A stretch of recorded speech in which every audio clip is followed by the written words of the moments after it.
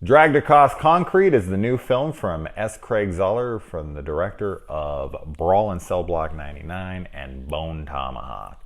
So if you're a big fan of his other work, you're going to be a big fan of this movie. This movie, as expected, after those two stellar movies, is fucking fantastic. Holy shit, this one is excellent. The best way that I can describe his style, because he has a very specific style to him, is like Quentin Tarantino, if Quentin Tarantino tried to take his films a little more serious, but also upped the brutality and the gore, the on-screen violence in the film. Yes, more violent than Quentin Tarantino films.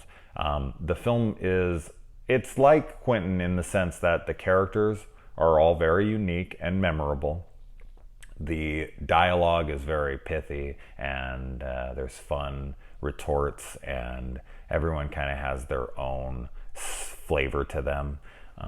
They also have a period piece setting in a way, like the way if they feel even if they're modern day like this one is, it still feels like it was set in the 70s or something, because of the style, because of the dialogue, because of the musical choices, stuff like that. So it very much has that Quentin Tarantino feel to it, but it doesn't feel like a ripoff of Tarantino at all. It's similar, and man, we need more stuff like this. So I'm all on board with that, because Quentin Tarantino can only make so many movies so fast.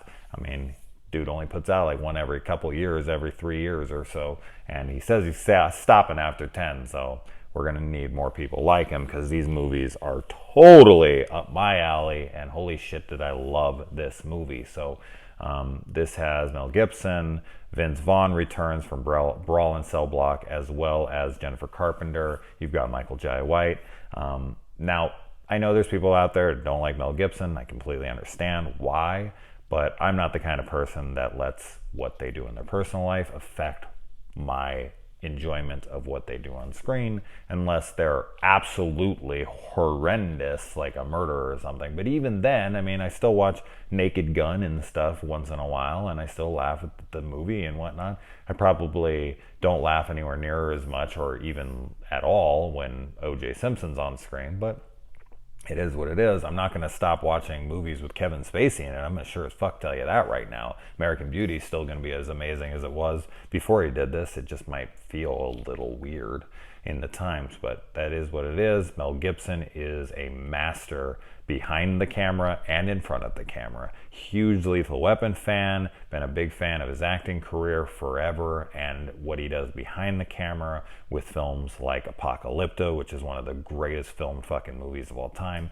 Braveheart, and most recently Hacksaw Ridge, which is just brutality at its finest. Holy shit, the amount of gore they got away with on that movie is insane to me. So this is about two detectives that are put on a suspension after manhandling a suspect. And while they're on suspension, they cannot afford their lives. Mel Gibson's wife has MS, his kid's getting bullied, they live in a shitty neighborhood, and Vince Vaughn wants to get married, and neither one of them can afford their lifestyle as it sits if they're going to be on suspension for 6 weeks with no pay. So Mel Gibson's character here comes up with this plan to turn to crime because of the special skill sets that they have, and Vaughn is not 100% sure if he wants in on it, and of course shit goes completely wrong. Some of the characters in this, I mean, all the characters in this are excellent. This is a grim movie. It is highly upsetting at times because it is not like lighthearted. It does not have any light to it almost at all.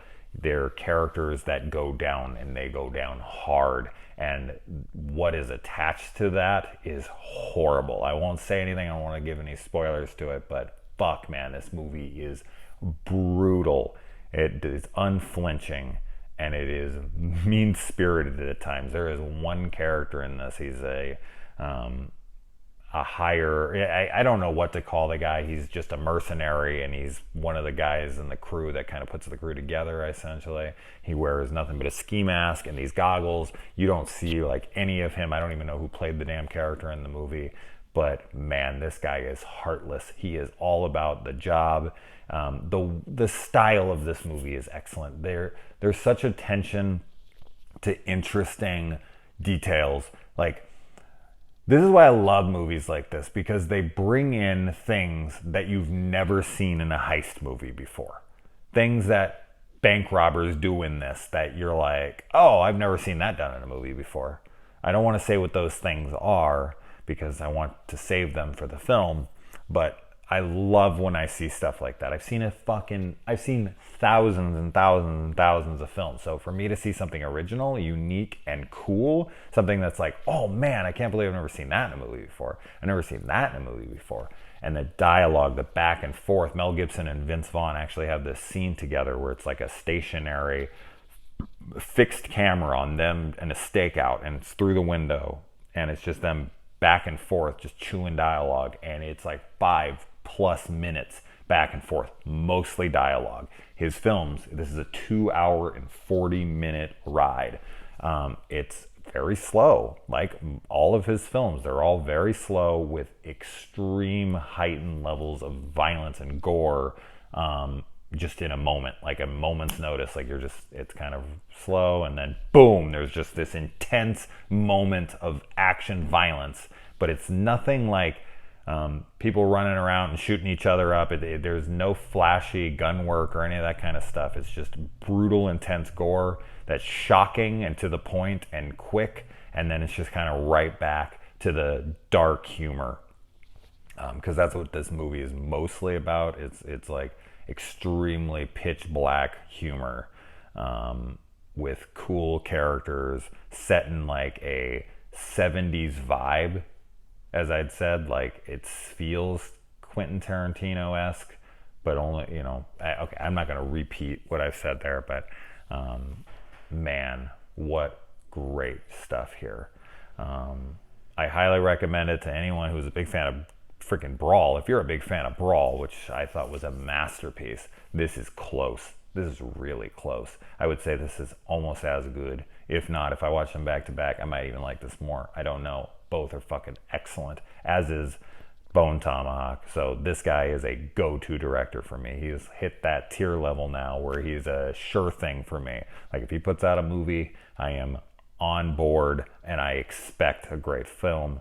And I think I'll get one. I mean, I don't know. We'll see. 3 films in a row now where he's just blown me away. So yeah, I think there will be some controversy towards this movie, because I think that people will see it as, maybe a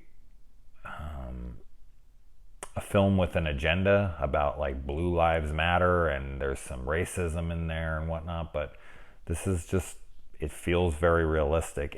There is a conversation with Don Johnson's character, Mel Gibson, and Vince Vaughn that does feel a little preachy, just a little, and it's on the opposite side of where my beliefs stand.